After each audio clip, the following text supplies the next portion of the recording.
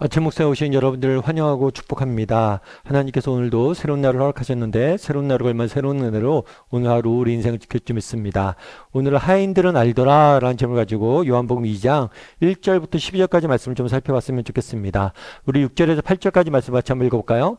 거기에 유대인의 정결 예식을 따라 두세 통 드는 돌항아리 6이 놓였는지라. 예수께서 그들에게 이르시되 항아리에 물을 채우라 하신즉 아기까지 채우니 이제는 떠서 연회장에게 갖다 주라 하심에 갖다 주었더니. 네. 가나에서 혼인잔치가 열립니다. 근데 혼인잔치가 열리는데 이 잔치에 예수님이 참여하셨죠. 근데 중간에 포도주가 떨어져요.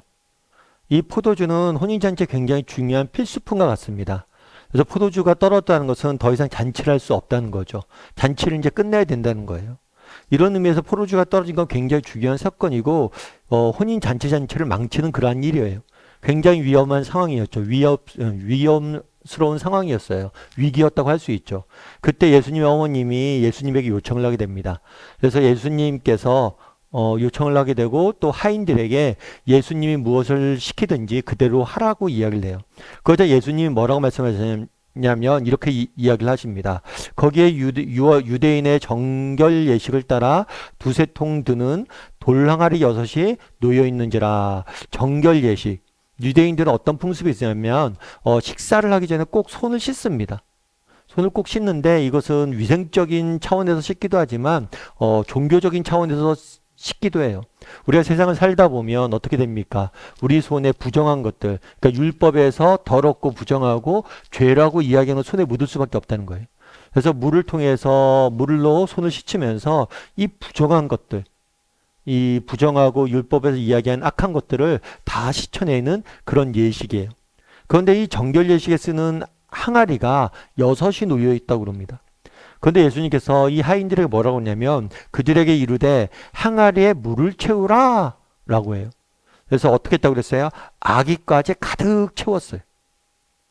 여러분들은 어떠세요? 그날에 포도주가 떨어졌습니다. 그럼 정말 포도주가 떨어졌으면 뭘 해야 돼요? 포도주를 만들어야 되잖아요. 그런데 정결 예식에 쓰는 항아리에 물을 담으라고 그래요. 그랬을 때 이 하인들은 뭐라고 그랬어요? 거기에 가득 담았다고 그래요. 오늘 성경 이렇게 돼 있지만 여러분이 하인들이었으면 어땠을까요? 예수님의 이 명령에 순종하는 게 쉬웠을까요?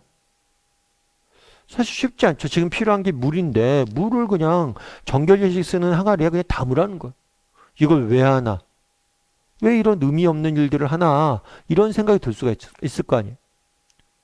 그렇음에도 불구하고 뭐라고 했어요? 아기까지 가득 채웠다 라고 이야기를 한 거예요.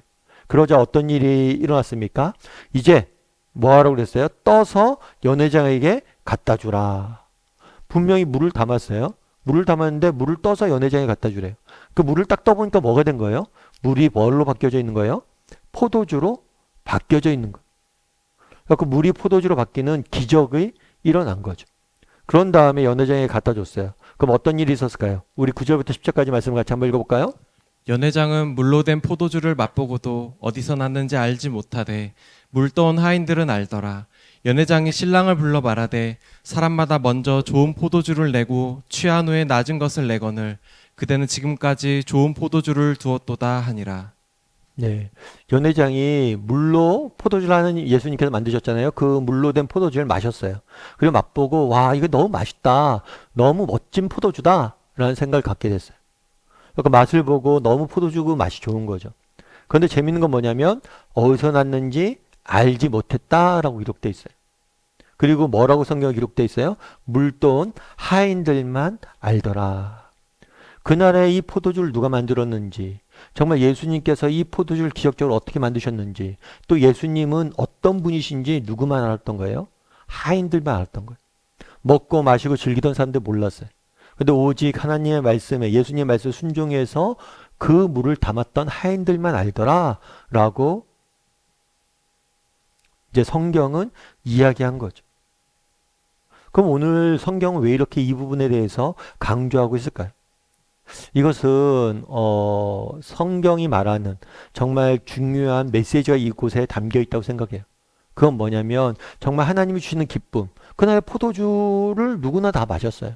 하지만 정말 하나님이 주시는 참된 진리와 지혜와 기쁨은 누구만 맛본 거예요? 물돈 하인들만. 하나님 말씀에 순종했던 사람들만이 맛본 거죠. 여러분 차인표 씨라고 아마 아실 거예요.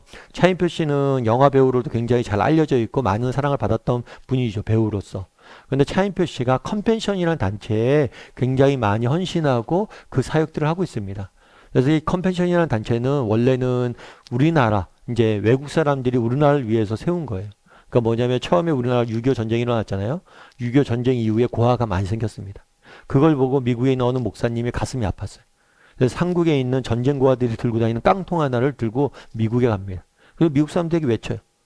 이 깡통은 한국에 있는 고아들이 들고 다니는 겁니다. 그들은 정말 먹을 것이 없어서 정말 가난에 정말 굶어 죽고 있으며 제대로 된 배움의 기회들이 없습니다. 이 아이들을 후원해야 됩니다. 그래서 이 아이들을 후원했던 거예요. 그 컴패션이라는 단체는 우리나라 대한민국 아이들을 돕기 위해서 만든 단체예요. 그런데 우리나라가 이제 잘 살게 됐잖아요. 그래서 이제는 우리가 도움을 받던 나라에서 도움을 주는 나라가 됐어요. 그래서 우리가 컴패션 사역을 하면서 다른 나라에 많은 도움을 주고 있는 거예요.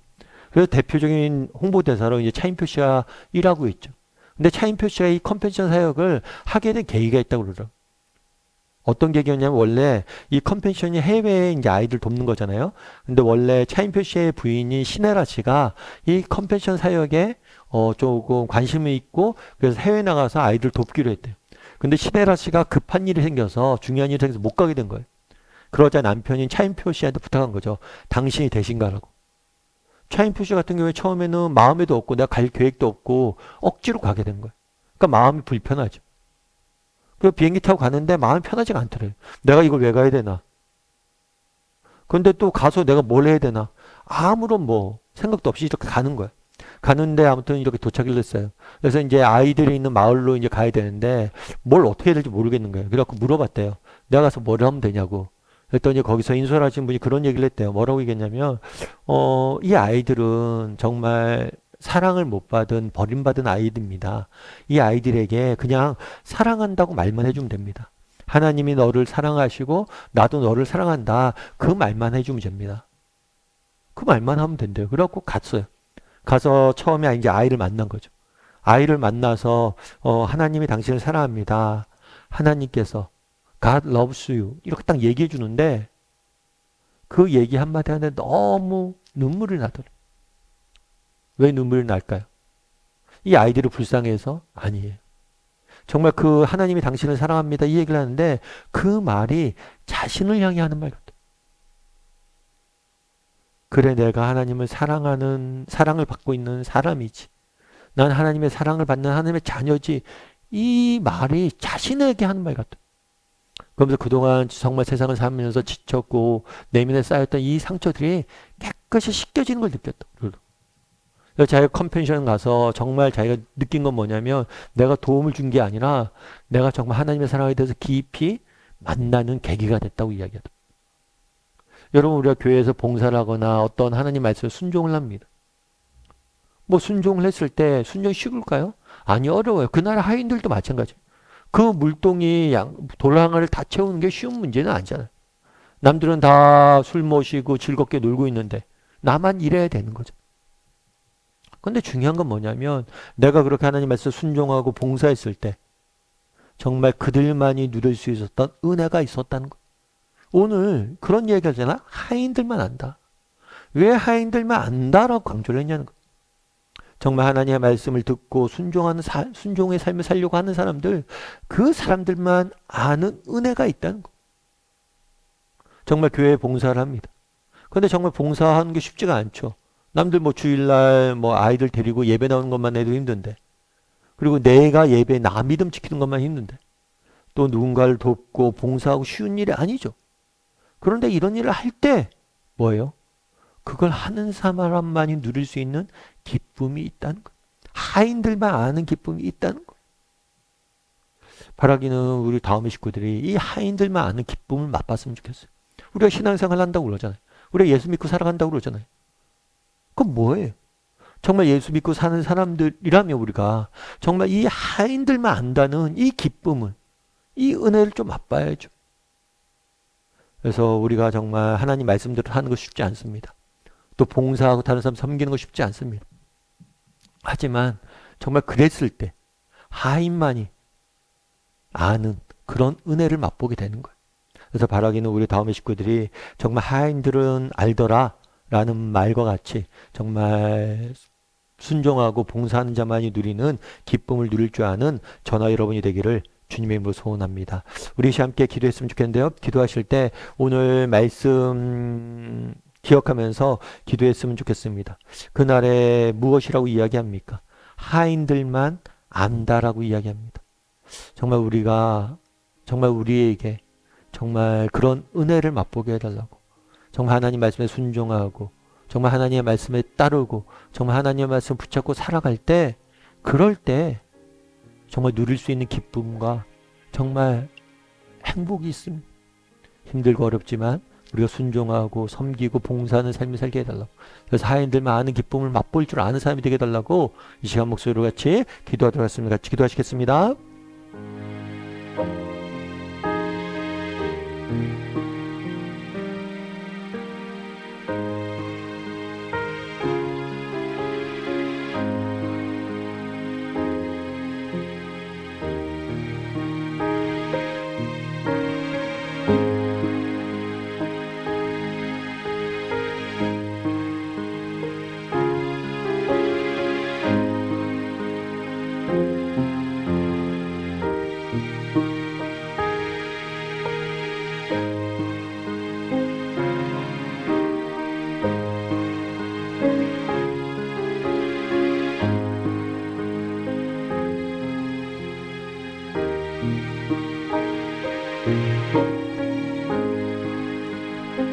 사랑의 하나님, 정말 그날의 하인들만 알더라라고 이야기합니다. 정말 힘들고 어렵지만 하나님 말씀에 순종하고 살고자 노력했을 때, 힘들고 어렵지만 정말 누군가를 섬기고 봉사할 때 누리는 기쁨이, 정말 그전에 알지 못했던 정말 만족과 행복이 있다고 성경은 말합니다. 정말 우리가 예수를 믿으면서 이런 기쁨과 이런 즐거움들을 맛보길 원합니다. 하인들만이 아는 이 기쁨을 맛보길 원합니다. 하나님, 우리를 불쌍히 여기시고 또 이런 기쁨을 맛볼 수 있도록 우리의 인생을 인도하여 주시옵소서. 하나님께서 오늘도 우리와 함께할 줄 믿사오며 또 힘들고 어렵지 않은 세상 속에서 믿음을 지키며 살아갈 수 있도록 우리를 돕고 우리의 길을 인도할 줄 믿사오며 모든 말씀 예수님의 이름으로 기도드립니다. 아멘.